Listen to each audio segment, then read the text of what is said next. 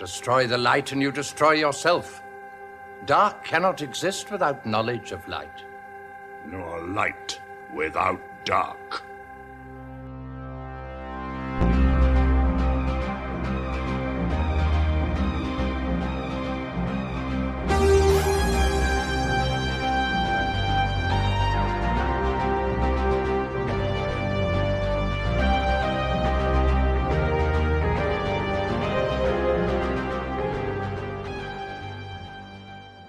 Sutekh the Destroyer. Where I tread, I leave nothing but dust and darkness. I find that good. Hello, and welcome to a bonus episode of Prepare the Timelash, the Doctor Who podcast that takes a closer look at pretty much whatever we want in a bonus episode. I am one of your hosts, Mike Ferguson. And I am your other host, Ken Hart. Mike, what are we talking about today? Today, we're talking about an episode that should not really be a bonus episode, to be perfectly blunt. Regular listeners know, yes, we're finally talking about Pyramids of Mars, the classic Fourth Doctor story from season 13. And again, our apologies. If we had been smarter about this, you would have heard this episode. We would have recorded it a couple months ago because it certainly fits in our season 3 theme of cosmic beings, godlike beings, that kind of thing. And much like our other bonus episode that covered this sort of thing, this is probably one of the best examples of it. Yeah, Mike, we've talked about this before when this was first brought to our attention by our listeners. I just don't know how we missed the boat on this one. No, especially after watching it. Well, and also, this is like one of my favorite classic Doctor stories. Yes. It's certainly probably in my Tom Baker top 5 and likely one of my top 20 of classic Who. It's just such a good story. And Sutekh, for God's sake. Yes. He's a god. He's an actual god. Yeah. He is not just a godlike being. He is just amazing. I've never been on one of the other Doctor Who podcasts, The Moment. Okay. But if I ever were to do that, my moment that I would love to talk about is the end of episode 3 of this, where the Doctor, just whispers, Sutekh, last of the Osiris. And just breaks Sutekh's concentration, and the little makeshift explosive detonates and ruins Sutekh's plan, at least for the moment. And the reason that stood out to me so much as a Doctor Who fan is Sutekh is really something that up to that point, the Doctor had never dealt with. This was a god. You could say certainly the toy maker, he's clearly a cosmic being who can create matter out of nothing, essentially. But he does play by his rules. And then you have Sutekh, who is based in Egyptian mythology, but is from a race that is so powerful that Sutekh became the archetype for all Satan-like beings throughout not just Earth history, but cosmic history. Yeah. And again, calling back to our other bonus episode that we did, The Impossible Planet and the Satan Pit, it's kind of perfect that the same voice actor voices both Sutekh and Satan. Yeah, I was thinking of that as I was watching this, as the Doctor is saying all the basically evil god in Earth mythology and beyond that Sutekh inspired. And when he says Satan, it's like, well, yeah, I knew that because the Satan Pit, that's no wonder they have the same voice, basically. So yeah. It is. Yeah. Oh, yeah. Serve you, Sutekh, your name is abominated in every civilized world, whether that name be Set, Satan, Sodos, and just goes on and on. Yep. But I know they didn't plan it. We know from our look at The Impossible Planet and the Satan Pit that they weren't looking to get Gabriel Wolf back for the voice of Satan, but they were looking for a Gabriel Wolf-like voice. And lo and behold, however many decades later, he was still working. He was still available. Yep. So they got him. It's almost as though they planned it. Doctor Who's funny like that. Yeah. The show does have these odd coincidences that work out beautifully well at times. So, as Mike said earlier, dear listeners, this was part of season 13. It was the third story of season 13, a 4-part story that aired from October 25th to November 15th of the fabulous year 1975. And Mike, we are in the Philip Hinchcliffe era. Arguably, or maybe not even that arguably, considered by many fans as one of the best stretches of the show's history. And I actually hold to that belief. And not only do I hold to that belief, I think this is a fantastic representation of the Hinchcliffe era, to be perfectly honest. Mm-hmm. It does a lot of things very well. Probably this one and the story that comes after this, Brain of Morbius, would be like the two. If someone was like, give me why you love the Tom Baker era. Now, I've been very clear. In some ways, I perform Doctor Who heresy in that my least favorite Doctors are probably the 4th and the 10th. And the main reason for that, for the 4th, is he's on for so long. Mm-hmm. That the performances, to me, like, it's so varied. And particularly during the Graham Williams era, there's certain stories Tom Baker checks out of. Yeah. To me, it seems very clear. He's trying to find ways to make it interesting for himself. And that's not always a positive for the story he's in. Yeah. But in his heyday with Liz Sladen, mm-hmm. Tom Baker is phenomenal in his first probably like 2 or 3 seasons. And we liked a lot of the Leela. No, the Leela, I mean, like, we cover the entirety of Leela's adventures with the 4th Doctor, and he's really good in those too. But yes, this is prime Tom Baker. Yeah, this is the best you get. And I think a lot of it has to do with Liz Sladen. Mm-hmm. And I mentioned Brain of Morbius, but that story and this one, their relationship is just perfect. There is no better doctor-companion relationship, in my opinion. You can tell me about 12 and Clara. You can tell me about 11 and 8. You can give me all the modern pairings. Mm-hmm. It does not hold a candle to Tom Baker and Liz Sladen. Right. The Doctor and Sarah Jane are so good in this. And also in this, you're deep into like the Hammer horror tropes that they're taking. The writing, we'll get into it, but I think the writing in this one in particular is brilliant, which is no small feat considering this was yet another one of these things that I don't know how it got made. Once they got the script together, it all fell together nicely, but this was another one where the script almost didn't land. Yeah, now before we get into the script, I want to say that I agree with you about how perfect the 4th Doctor and Sarah Jane are. And I'm trying to think of, like, why is that? Like, why are they such a good pairing? Because I love the original Team TARDIS with the 1st Doctor, Ian, Barbara, and fine, Susan, all right, Susan, Vicky, well, basically either of those 4.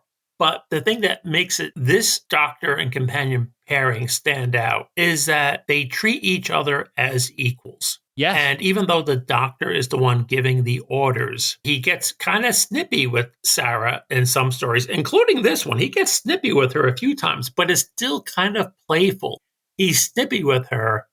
He's abrupt with her, but you can tell that any sort of abruptness is due to the stress of the situation they're in. Exactly. Not because of any lack of respect on either party's side. No. And as much as I love the original Team TARDIS, yes, they certainly weren't equals. They grow to love each other as friends, but they're never quite equals. The Doctor never completely opens up to Ian and Barbara the way he would to other companions down the road, because this is still the Doctor in his early days. But when we have this pairing of the 4th Doctor and Sarah, it just works. It's fun. I mean, the banter, it reminded me of times of the heyday of Moonlighting. Oh, yeah. With Bruce Willis and Sybil Shepherd before it jumped the shark and they get, but I'm saying the before first you get on to Mr. Pesto. Yeah, right. But yeah, with the first couple of seasons of Moonlighting, let's say that. And I'm sure I probably lost half of our audience right now. Bruce Willis was in a TV show? Yeah, and he had hair and the whole bit. And he was really good. But it reminded me at times of that. Just the effortless banter between the Doctor and Sarah. No, obviously no romantic subtext or anything. Just two friends just going back and forth. Or, I mean, to put it, I'll even say if 1990s or whenever Moonlighting was out, early 2000s. Late 80s, yeah. Oh my God, late 80s. Fine, late 80s. I'm old. I also think back of, if you're a comics fan, some of the writing of Brian Michael Bendis. That very colloquial banter. I was reading something, I think it was one of his Avengers stories, Mike, very recently. And it's just banter between, say, Luke Cage and Iron Fist or Luke Cage and Daredevil. And it just works because they're just normal people having a conversation about very abnormal things. Yeah. And you mentioned the one thing with this of the big thing you have here is trust. Mm-hmm. The Doctor implicitly trusts Sarah throughout the story. Yes, sometimes he is telling her what to do, but I mean, there's even one of the scenes where he's like, "Why are you standing around?" And he's a little snippy with her on that one. But she doesn't take any offense to it. Right. And her reply is just simply, "Well, I'm waiting for you to tell me what to do." Yeah. And once he hears that, it's like, oh, well, you can do this. And he's just like, oh, okay. And basically she says, I knew you were working on something. Yeah, exactly. I just wanted to know what it was and how I can help. Mm-hmm. Even later on, I know we're jumping into plot details. We haven't even gotten to some of the basics of this, but I think this is key to why you and I like the story so much. This issue of trust and this equality between the two characters. When the Doctor goes to plant the gelignite, the explosive, on top of the pyramid ship, the missile that Sutekh wants to send to Mars, Sarah has a rifle. And when the Doctor gets clear, Sarah's going to shoot the box of explosive to set off the explosion and destroy the missile. And the Doctor tells her, you won't have time for a second shot. And she's all business. She's loading the bullets into the rifle. Don't worry, I know what I'm doing. And I'm like, oh yeah, I'm not arguing with Sarah. She is a pro. She's been with the Doctor for several years now. She's been working in unit, in and out, and she is more than capable of dealing with this stuff. She's not going to run around, hide behind a corner and panic. Yeah, and it's not like the Doctor in that case is mansplaining or I guess doctor-splaining. Yeah. He's just making sure, he's like, I'm just making it clear. You get one shot. Mm-hmm. And when she's like, yeah, I know. He says nothing else. It's just like, okay, we're good. And they go with it. And that's a lot that happens in this story. Sarah either does something on her own or at the Doctor's behest. But either way, it's always... The Doctor is never doubting himself giving things to her. And I guess I found myself thinking of much later stories with the Fifth Doctor and the Sixth Doctor. Yes. Where the Fifth Doctor is constantly cutting down Tegan. The Sixth Doctor is constantly cutting down Perry. And again, I think that's more the scripts than the actors, but you can just see the change that gets made there compared when it was very jarring watching this, where you're like, wow, this is kind of, I mean, if you're going to do a modern comparison, this is to me 12 and Clara at a certain point, but not toxic. Yes. Like those two.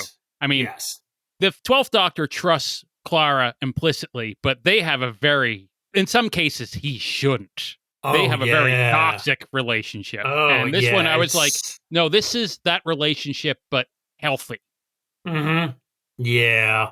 I mean, well, we could do a full episode about the 12th Doctor and Clara relationship. Yeah.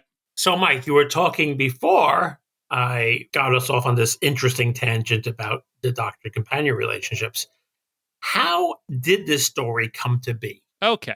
Well, if you've watched this one, and I admit I had to look this up afterwards. I usually do I usually watch and then do research afterwards. Same. Episode 1 opens. I watched it on BritBox, and it goes, written by Stephen Harris. And I was like, I thought this was written by Robert Holmes, just in my head. I was like, that's weird.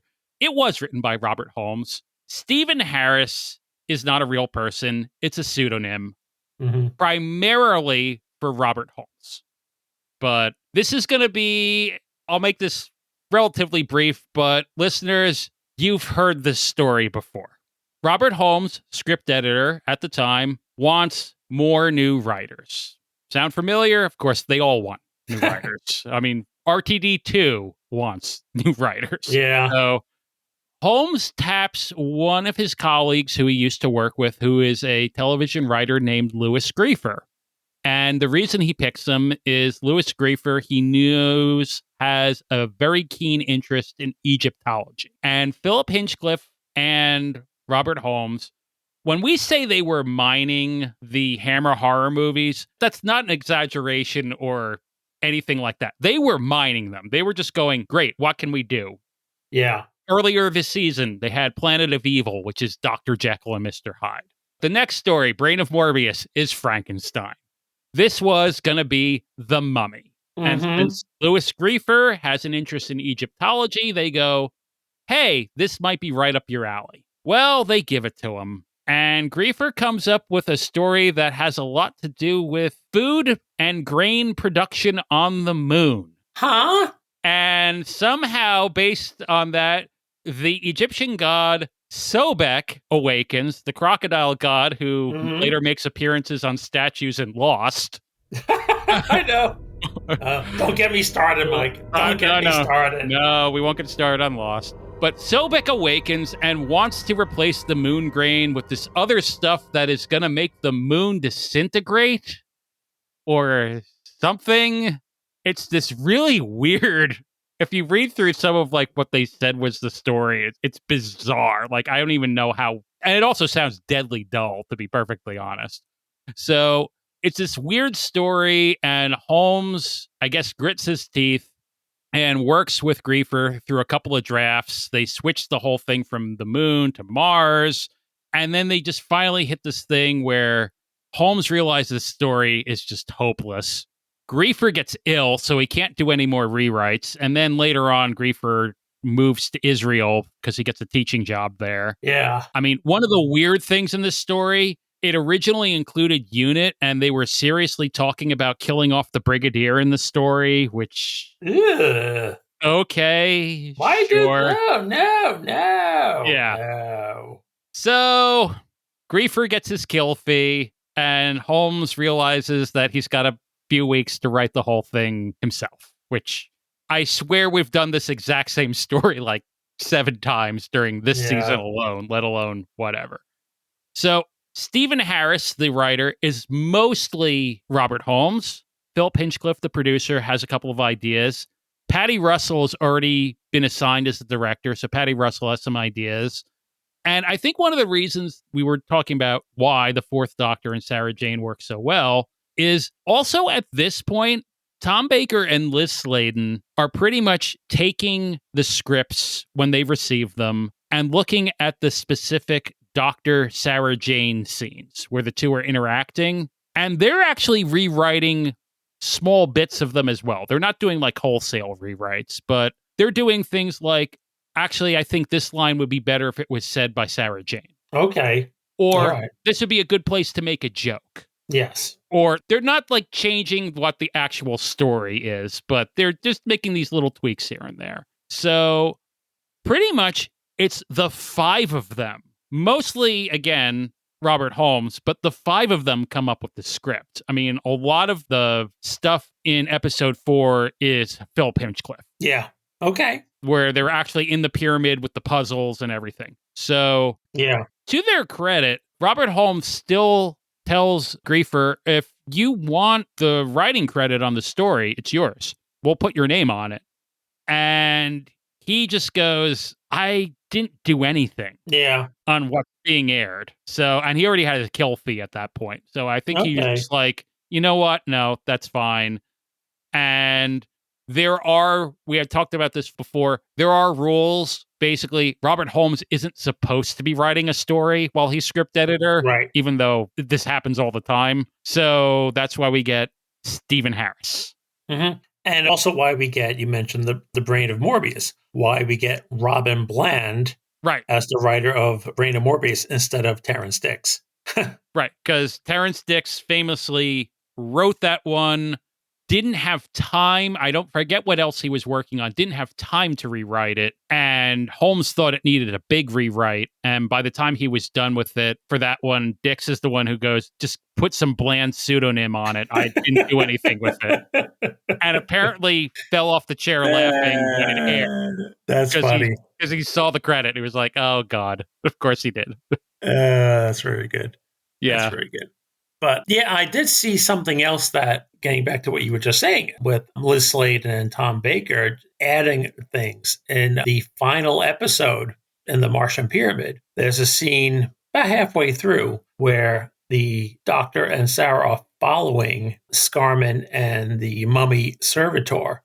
And they're about to walk into a room where those two villains are. And the mummy servitor starts to turn just as the Doctor and Sarah are in the doorway. And the Doctor and Sarah, in unison, just spin on the heels and walk back the other way before the mummy can see them.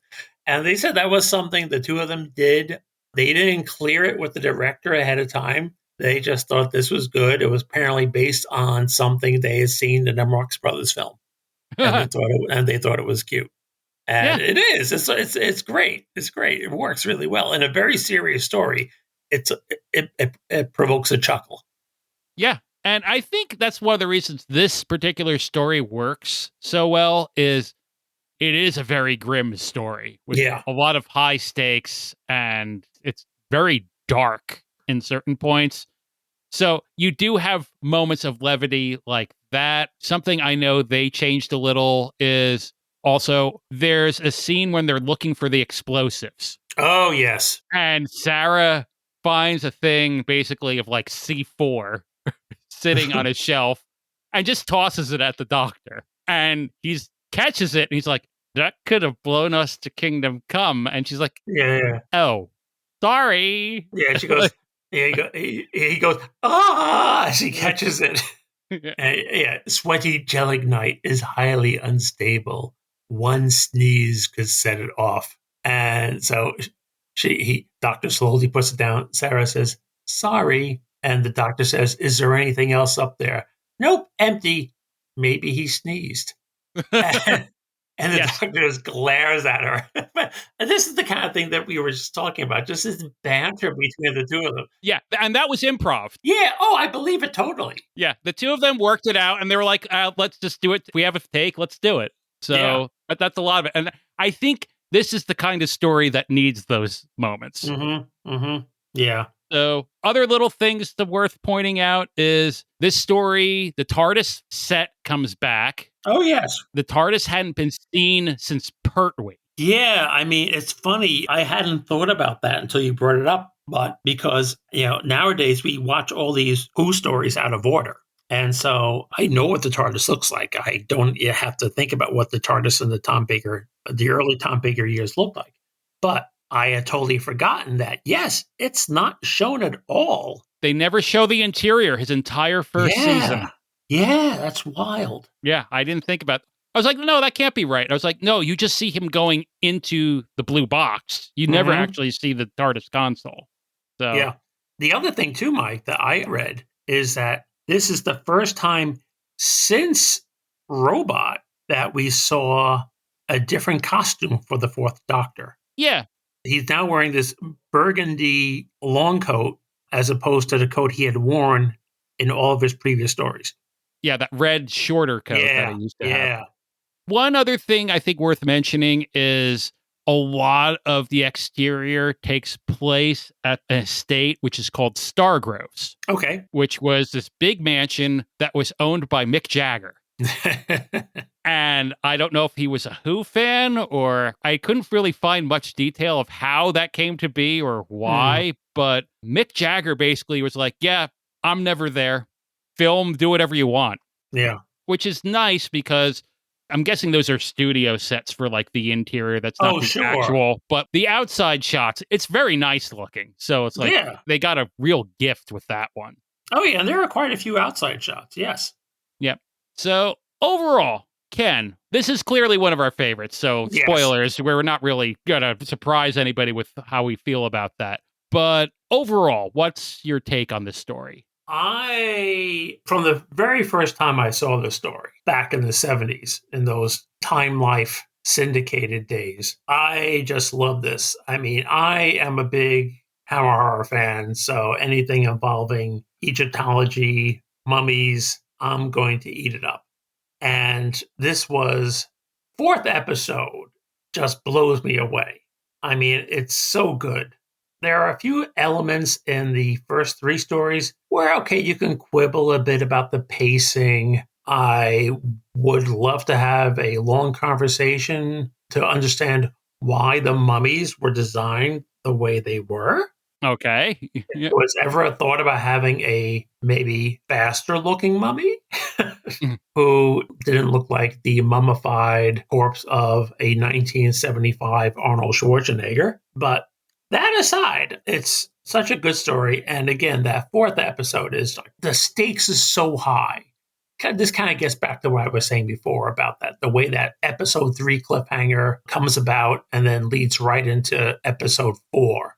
You've never felt that the stakes were that high as they were in that story, or that the Doctor was that outmatched. Right. By an opponent. I mean, Sutekh is a god. He's able to hold back an explosion happening on the other side of the planet through sheer willpower. I mean, that's crazy. And he can just pluck facts out of people's minds. He can possess multiple people. It's just so different than anything else I had seen in Doctor Who at that point. So I will always have a soft spot in my mind for this story. But just aside from that, it holds up. Yeah. The whole thing is done really well. You have so many good characters in this. Granted, spoiler, they don't make it out alive.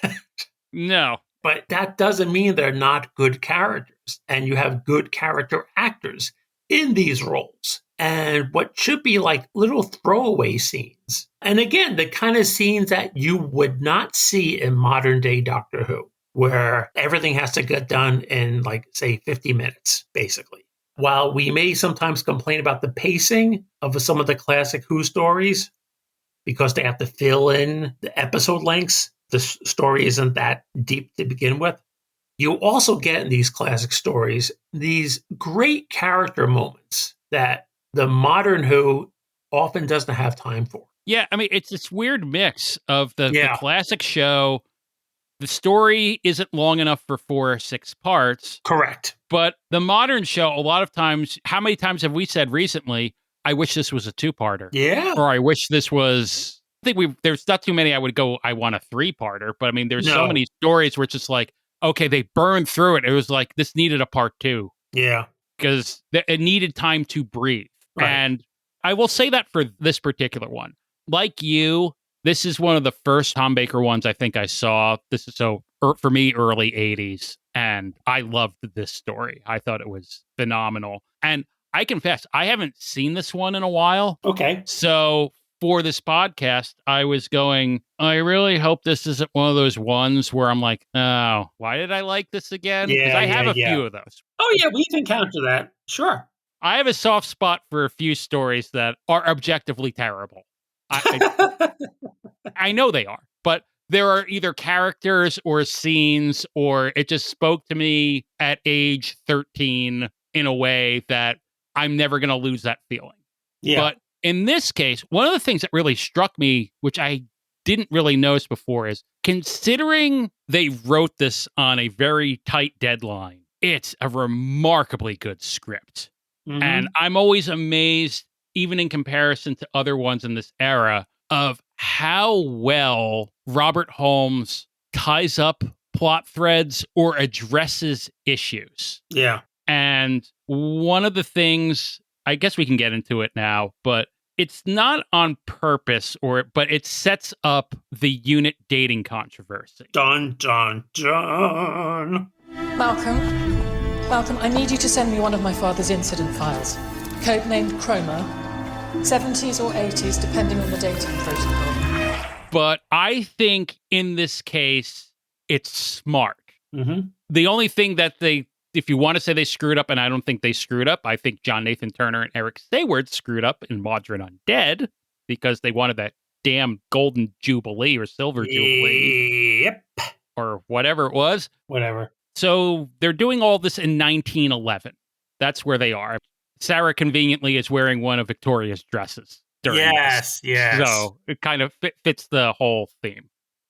Sarah smartly points out something that's almost never pointed out in any other Classic Who story of like, oh, wait, Sutekh is destroying the world? It's 1911. Who cares? Let's go to 1980, where I'm from. Right. And I think the reason they picked 1980 is the following. During the Pertwee era with Terrence Dicks as script editor, he was very careful never to say the year. Mm-hmm. And he made a point of that. But I don't know if this was in a memo or it was just part of a discussion they had.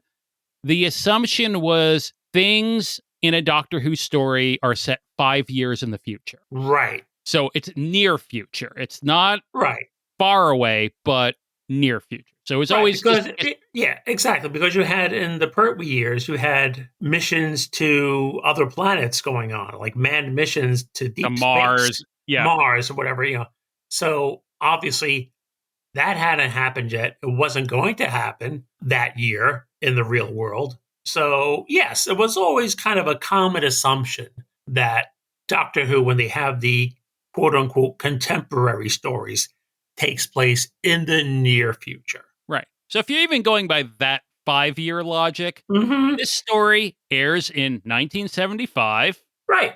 They just spoke the quiet part out loud. Right. And they just go, oh, Sarah goes, I'm from 1980. Mm-hmm. And that becomes an important time because, at this point, I can see how anyone watching the show goes, who cares? Sarah can just go to 1980 or wherever the future where she's from, and nothing changed. So we have that whole scene of the Doctor goes, and the thing I love about this scene, which I hadn't remembered, is she's just like, let's go. We don't have to save anything. He doesn't tell her she's wrong. Right. He's not condescending. He's just like, okay, I'll take you to 1980. And then you see what a hellscape the Earth has become in 1980. And a fascinating thing to me is fixed points in time is a modern Who invention. Correct. But in this, the implication is that she's like, how could this have been changed? The Doctor essentially says, you or I couldn't change the future this much. Mm-hmm. That's how powerful Sutekh is. Right. So I'm watching this, and I wrote this in my notes going, that's a hell of a godlike being who can change the fixed point in time. Exactly. Right. So right there, that's an indication of his power. Mm-hmm. And Holmes does that throughout the story. There's just little things he does here and there where it's like he's demonstrating, if the audience has a question about this, or if the characters are questioning something, I'm going to address it. Yeah. And he does it in a very economical way. So it's not like you're spending 5 minutes on things, but I found the thing with the poacher where he's following one of the mummy sentries. Yeah. Right. The mummy sentry just steps into a bear trap. Bear trap. Yeah. Yeah. And just casually just pulls it off its foot. So like right there, it's like, oh, these things are tough. You just see that like there's a lot of like shorthand like that throughout the story. I mean, there's other things about that poacher I do not understand in the slightest, but like I thought that was a good scene of just like, oh, okay, you want to demonstrate what are these mummies anyway? Oh, okay, whatever they are, they're tough. Fine. Yeah, and getting back to the scene in the TARDIS where Sarah's stunned by the hellscape that she sees in the 1980s, that she says it's a trick, and the Doctor says no, and he says this is what Sutekh would leave the world. And Lawrence Garman from 1911, who's new to all this, he says something like, Doctor, are you saying it's possible to change the future? And the doctor says, well, in small ways, but it takes someone of Sutekh's almost unlimitless power to destroy the future. And Sarah says, resignation sets in. We have to go back. And the doctor just smiles politely at her and says, yes. And again, it's a nice, say 2 minutes. It's probably no more than 2 minutes, the entire sequence.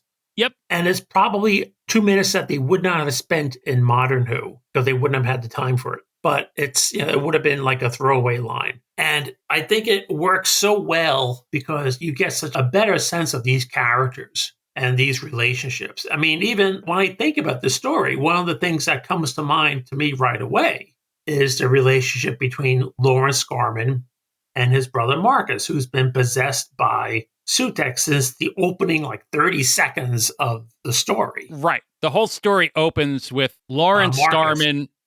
Is it? No, it's Marcus. Marcus is the one who is zombified. Is he? I thought it was Marcus. Yeah, remember? It's Marcus is the zombie one. Okay, so Marcus is a zombie one. So Marcus, like you said, first 2 minutes of episode 1. He's basically the guy going to Egypt and finds a previously unopened tomb. Shades of King Tut. Yes. And one of the hieroglyphs lights up, and the Egyptian helpers he have there just bail out instantly. They're like, we're out of here. This is creepy. Yeah. And he continues, and he's determined, I've come this far. I can't. You see a creepy glowing eye, leave. That's my advice.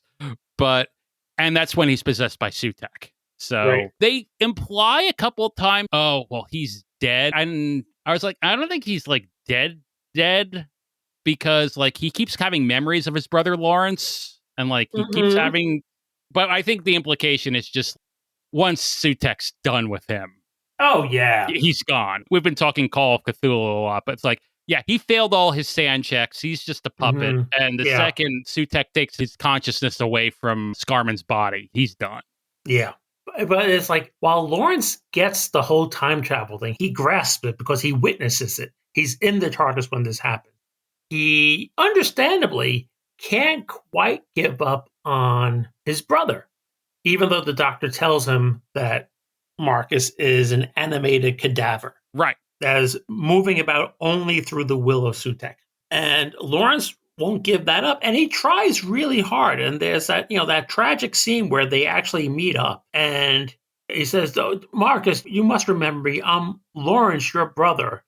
And Marcus goes, as Horus was brother to Sutekh. Yeah. It's not the best way to start the conversation. But he shows him photos. Right. And he sees photos of them as kids, and he starts to remember. Even in that dead brain, he starts to remember. And Lawrence tries really hard to get through to him, but Sutekh's will is too strong, and Marcus Scarman kills his brother. And it's tragic, and it also leads to a really great scene, or a really great bit of dialogue, where Sarah sees that Lawrence is dead, and the doctor is busy dealing with the mummy wrappings. Oh, right. And Sarah gets mad at him. Well, that's where Sarah's gets mad and starts going, people have died, don't you care? Which is something you will see throughout the show of history. I mean, modern, that's happened. Amy has said that to the 11th Doctor. Yeah. People are dying, don't you care? Or even says, Sarah even says, sometimes it's like you're not, and he cuts in, human. You forget, Sarah, I'm not human. Right. Again, this goes to where I say little things are wrapped up so nicely because, yes, that's a perfectly natural thing for someone to say. And if you think about that scene, it would be weird if Lawrence is dead in the room with them. Yeah. And she just found the body. Yeah. And people are dying. And the doctor just seems to be very fascinated by the mummy wrappings. Because, well, spoilers, he wants to get dressed up as one of the mummies so he can do some scouting around. But one of the things that happens with that is she's just don't you care? People are dying. He's not mean about it. Mm-hmm. He's not angry about it. He's like, you're right. 4 men died. 5 if you're including Marcus Scarman. Yeah. And they are the first of several million unless Sutekh is stopped. Right. He puts it in perspective. Right. It's all about perspective. Yes. So the Doctor has said this several times throughout their regenerations, but this one is just excellently done, where the Doctor is just, I look at the big picture. Yes, people died. Yes, it seems like I don't care. I do care, but I don't have time to grieve. I have time to make sure that the rest of the Earth isn't destroyed by Right. I don't have time for this right now. And I'm sorry, but this is what we're doing. And again, this story must have like a half dozen or if not more short little conversations like that, where they're talking about the issues or they're talking about something that someone in the audience might be going, hey, well, what about this? They're actually bringing these things up. And it's just very rich in how it develops all the characters and what it brings to the story. I think it really elevates, and I really enjoy that scene and the TARDIS scene. There's so many just good little things that help build and don't feel like a 5-10 minute diversion. Yes, absolutely. And yeah, I mean, it's just a reminder of what a damn good writer Robert Holmes was. Right. When he's on his game. Yeah. Power of Kroll, I don't know what happened. But stories like this, it's like, wow. Yeah. One of the things I thought was funny, and I think it's just because it's Earth 1911, past stories we've talked about, we're usually talking about the world building. And I guess one of the things that I came to the realization for was I wish he had done more stories like this. Because I think his go-to with aliens, let's say the Sunmakers. Okay. Or Carnival of Monsters. Okay. I'm going to develop the hell out of this world and make it feel like a real lived-in place. And give it like a culture and a society and everything like this. And those are wonderful. I'm not saying they're not. But this one, it's like, when he doesn't have a world build to fill out the script, he goes to the characters. Yeah. This is like one of the most character-intensive ones I think he's done. Yeah, I agree. They're all really good. I mean, like I said, I love the 2 Scarman brothers. I mean, there was I think Lawrence was played by Michael Sheard, who was... Michael Sheard has been in every classic story, I swear. Yeah, we covered him in our Leela season. He was one of the lead... First, he was an ally to Leela and the Doctor, and then he gets infected by the virus.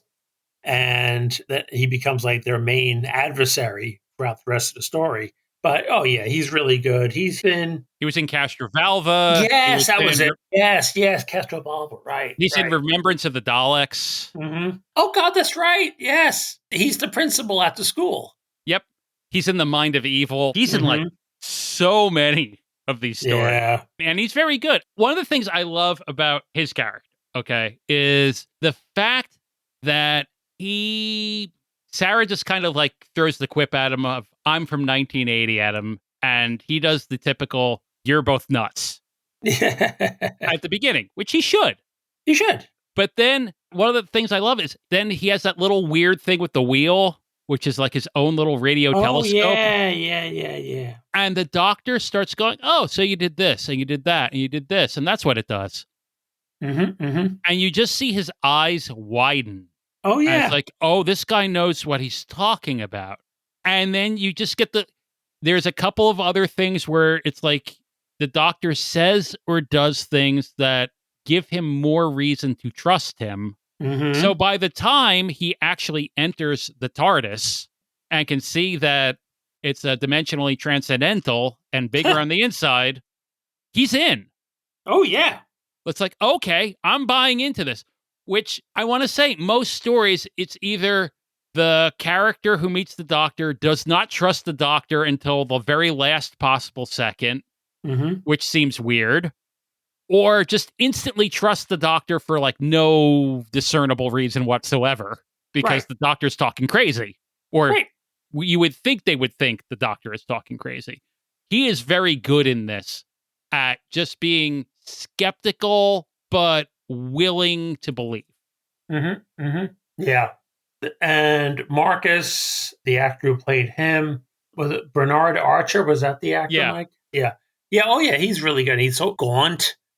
I mean, well, a lot of his makeup, but I mean, the way he talks is, a very sometimes stilting, but sometimes full.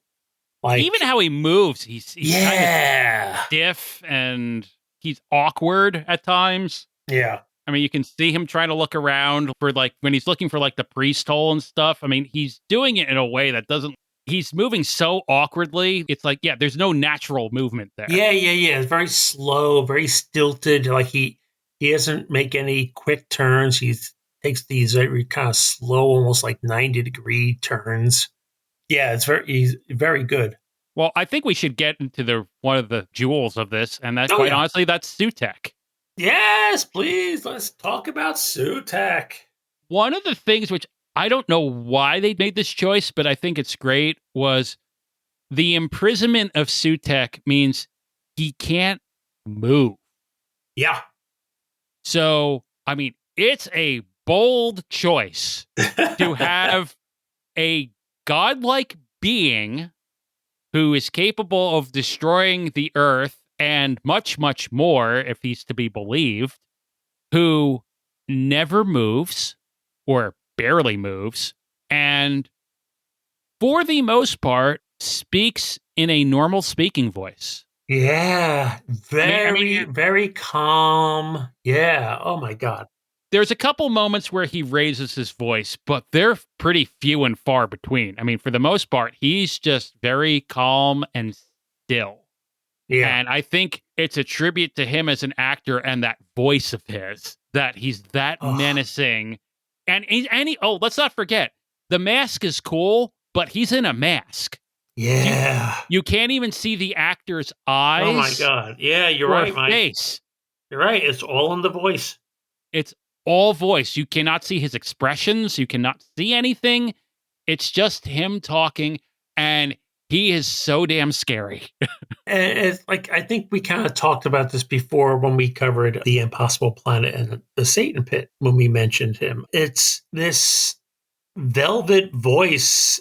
I'm not trying to think of the right metaphor, like the Iron Fist and the Velvet Glove, but that's kind of what I think of, where he is so calm, so menacing, and he comes across as so much more evil and threatening than 100 Daleks screaming their heads off. Yes, exactly. And it's just so yeah, I mean, like, for all the, you got the Daleks or Davros screaming their heads off, and he is just calm. And he, when he talks about what he's capable of, you believe him. And again, his hands don't move. The only part of him that can move, it seems, is his neck a little bit. He can turn his head. Yep. That's it. But the thing is, he has enough mental power that, you give him a target or you let him see. Like, that's the thing. He needs Marcus's body to actually see what's going on around him. Otherwise, he would remain helpless. But once he's able to possess Marcus, right, then he can see everything through Marcus's senses. Oh, it's so good. He's so good in this. And even just how smart he is at times. I mean, we've talked about how dumb some of the other godlike beings have been. But there's just little things where it's just like they have this thing called the deflection barrier, and which the doctor figures out how to deactivate. Right.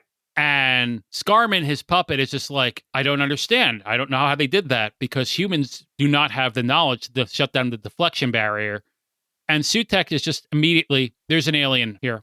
Yeah. There has to be. Right. And Scarman actually starts questioning him. And what was this? I wrote down the quote. I've endured an eternity of darkness and impotence. I will not be denied. Listen to my orders. And that's pretty much, or I'm going to kill you. Yeah. And then Scarman, I hear you, master. Mm-hmm. And all of a sudden, he's pulling in more of the mummies. Right. To guard things. And it's just very smart. And I enjoy just seeing that. Even the doctor at one point, like you said, after he says his name and distracts him and the missile blows up and the doctor is in the room with him. And he just pretty much goes, "Where are you from?" And the doctor does his usual, the thing I hate that Holmes does, Gallifrey in the constellation of Castorberus. That's not a thing. It's not a constellation, but whatever. But I love Sutekh. That means nothing. Mm-hmm. Give me the coordinates. Yeah. And he tells him, he's like, "Oh, you're a Time Lord." Right. And everything changes because, you travel in time and space. Dr. Scrat. You travel in time and space, brain fry. Yeah, brain fry. And so Sutekh is suddenly gone from being, I'm trapped here for eternity. Oh, you're a time traveler and you have a ship. How nice. Yeah. Yeah, bring that bad boy over here. Yeah. And that's actually, I wrote it in our notes for this, but it did strike me for the first time with this story. We've talked a lot about the 6-parters, where they're really like a 4 and a 2. Yeah. This one's a little weird in that, to me, it's almost a 3 and a 1. Okay. You have the main story, which is taking place mostly at the Priory, mostly on Earth in 1911, and is revolving around this rocket that they're going to shoot at Mars because that's where the prison mechanism is. Yes. Sutekh is actually in a pyramid in Egypt somewhere, but what's keeping him imprisoned is in Mars. So you have. It's actually pretty brilliant because you basically have the cell and the lock for that cell on different planets, right? Which is pretty smart. And I actually think the very end is clever with the how long the delay on the relay being destroyed. Yes. But so you have this whole thing playing out, and then, as you point out, at the end of 3, the Doctor succeeds in blowing up the rocket. So it's done, or so you would think. Mm-hmm. And instead, with the revelation that the Doctor is a Time Lord and Sutekh has control of him, it's like, well, I don't need the rocket. I don't actually, everything we've been doing for the last 3 episodes, I don't need anymore. Yeah. Because now I have you and I understand who you are.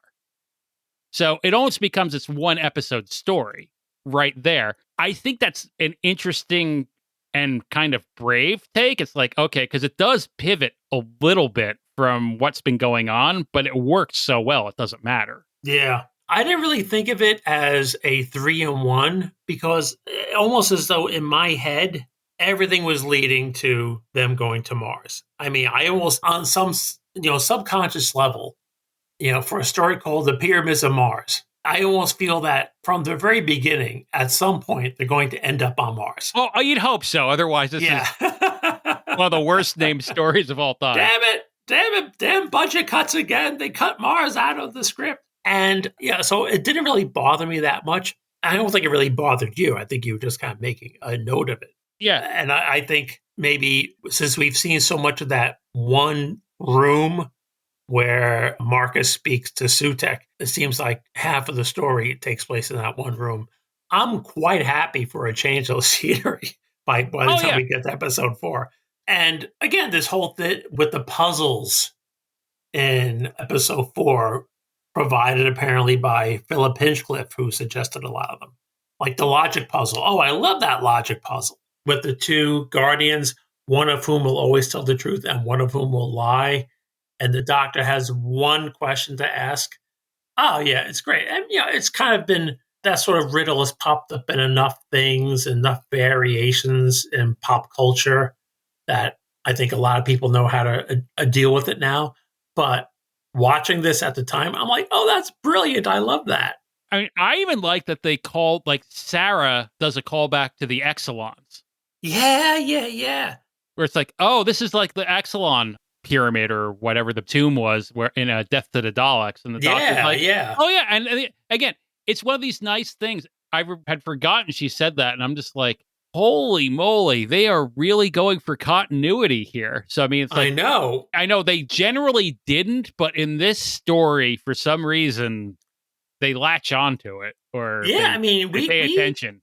It's up until JNT, Classic Who seems to pay very little attention to continuity or to things that happened on previous seasons. It's specific events. I mean, obviously, the Brigadier's around. We know the Brigadier helped, fought, with the Yeti and the Cybermen. But for like specific things like that, the Exelons, or it's cool to hear that because that's not a big deal. It's not a big deal. You never, no one who remembers the Exelons, for God's sakes. But from Sarah's standpoint, it was not even 2 years ago. So how many alien things you go through that's going to be filled with puzzles? So it didn't make a lot of sense to me in the 1970s when I saw this. I think I knew that she was referring to a story with John Pertwee because I knew enough about the show in the 1970s to know that Sarah was continuing on from John Pertwee. But I didn't know anything about the Exelons, and I didn't care. It was fine. Yeah. She could have just as easily said, this is like that thing we encountered on the planet Zog. which is like, a Big Finish would have grabbed that and done a 9-disc series on that just from that one mention. But it doesn't have to even be a real story, but it's just nice to have that fill-in of like, oh, we've encountered this before. That's interesting. Mm-hmm. Yep. So just a damn good story, Mike. And again, I can't believe that we're only talking about it now in a bonus episode. Yeah. If I had one thing that bugged me about this story, it's that poacher dude. Oh, yeah. Because one, what is Robert Holmes' obsession with poachers? Because Spearhead from Space. Oh, yeah. There's one. Yeah. Like, I can go through like 3 or 4 of his stories, and there's like a poacher individual, and I'm like, why? I don't understand, but fine. Everybody's got their own little trope, so fine. All I can think about when you said Spearhead from Space is, oh, I. Yeah. Yeah. That's all the guy says for like the first half. Oh, I. When he sees something amazing, he's like, oh, I. Yeah. But so like he's wandering around and like I said, I think he's more of a plot device to show what's going on out of certain characters' perspectives and to like demonstrate how powerful the mummies are. So like I think he's more of a plot device. And he provides a quick bit of local knowledge and exposition for the sake of the Doctor and Sarah. Right. But pretty much when he dies, I was like, where did this all come from? First of all, he just shoots through the window at Scarman. And it's like, that was fine until he shoots Scarman. And then there's that cool thing, which I guess they filmed in reverse. Yes. Where like the smoke settles back and like the wound disappears on Scarman. But the poacher's like, oh, it was Mr. Scarman. It's like, well, so you were just shooting at a random person and you didn't know who it was? That was weird. And then I cracked up when he dies because the 2 mummies like smush him. Oh, yeah. They're like chest bumping each other with him in between them. It's like, it's the weirdest looking thing. Like, what is going on? I'm getting smushed to death. Help me.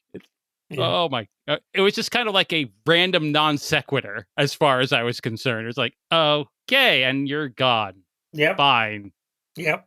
But if that's the biggest thing I have to complain about this story, that's nothing. He's a minor character and serves his purpose and then just goes off in a very bizarre fashion, but all fine. Yeah, all fine. So, everyone, that's Pyramids of Mars. And with that, also, despite this being a bonus episode, as we've mentioned, this is really the end of godlike creatures, cosmic beings. We are done with season 3. Yep. As we mentioned in our last episode, season 4 will be coming up next, and that will be our journey fully into Modern Who with the adventures of River Song. Yep, very much looking forward to that. Full dive into, the Moffat era. Well, first dealing with River's first appearance in the 10th Doctor's time. So a little bit of Russell T. Davies and David Tennant. And then, we're fully in Moffat land. So I'm looking forward to it, Mike. I think it'll be a lot of fun. Looking forward to rewatching some of these stories again. I mean, some of them I've seen a bunch of times over, and others I probably have seen maybe once or twice. So, yeah, very much looking forward to that. Yeah, I think I'm the same as you. I think, and I'm not going to spoil which one they are, but I think most listeners can guess. There are a few I have watched a number of times that I really enjoyed. And then there's a few, like you, I probably have watched once or twice. And I'm not saying I didn't enjoy them, but those are actually the ones I'm actually more curious for a rewatch on. Yes. Because, spoilers, that's probably more like the mid Matt Smith ones. Yeah. Tennant, early Matt Smith, and Capaldi, I've watched a whole bunch of times. The later ones with Matt Smith, I'll be curious to see. I mean, even stuff like one of them will be Name of the Doctor, which I think I've watched once. Oh my God! Really? Oh, I've watched that one a bunch of times. Yeah. And that's one I don't know why. I just watched it once and was like, okay, so we're gonna have a number of these in there. No, so I'm looking forward to talking about The Angels Take Manhattan. Oh. Yeah, that's one I've watched a couple of times, but my opinion on that has shifted each time I've watched it. So I'm curious to see what opinion I have when we get around to talking about that. Interesting. Yeah. Well, the one thing I can say for Moffat, which is one of the reasons we picked this season, we will have a lot to talk about for every story. Yes, we will. So, Mike, how can people find you and our podcast on the interwebs? If you would like to find me on the interwebs, quite honestly, you can find me on Instagram or Threads. I can be found at Mike Ferguson 5150 there. I am also still maintaining our Doctor Who Twitter presence. I refuse to call it anything but Twitter. And our handle there is at Prepare the Pod. If you want to email me, my email address is mike.ferguson1 Ken, how about yourself? You can find me on Instagram and Threads at Ken Hart Writer, all one word. You can also find on Instagram podcast account I maintain at Prepare the Pod. And you can also email me at kenhartwriter@gmail.com. And of course, you can always find episodes of the podcast on preparethetimeless.com and subscribe to us on your favorite pod-catching device of choice. So until next time, sweeties, and we start talking about the River Song era, I have been Ken. And I've been Mike. And we'll see you next time on Prepare the Timelash. So long. Bye.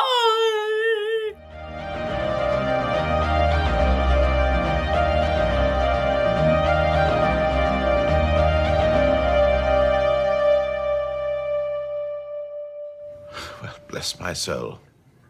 So you've done it again, Doctor. The theme music for Prepare the Timelash is provided courtesy of Soundsmith Productions. If you like this podcast and would like to hear more, please subscribe to Prepare the Timelash on iTunes, Spotify, Amazon, or any of your favorite RSS feeds or podcatchers. And if you really like this podcast, please leave us a review at one of those locations. For more information about Prepare the Timelash, check out our website at prepare-the-timelash.com. To get in touch with us or receive updates and notifications about future episodes, follow us on Twitter at PrepareThePod. Thanks for listening.